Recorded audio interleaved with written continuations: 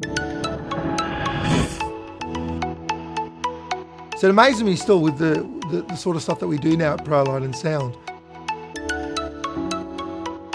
We brought our entertainment experience into the corporate sector and it just took off.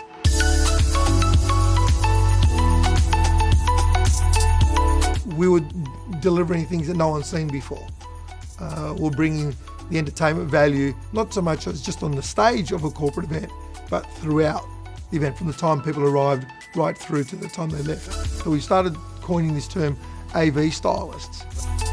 As they're arriving in the foyer, at the car park, outside the building, the sense of wonder and the sense of theatre from the very moment they arrive.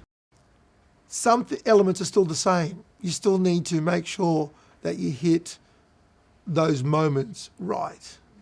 And I think that's what people know about Prolight and Sound, and I think that's why people come to us. So we can't get anything wrong. Is it on? Thank you. Anyway, because that's on film. A lot of our events are for private functions and weddings, and that really is all about how you want your guests to feel. In the corporate sector, you want that as well, but more so, we are concerned about our clients making sure that they get their return on their investment. They may have 500 guests from all over Australasia attend this event.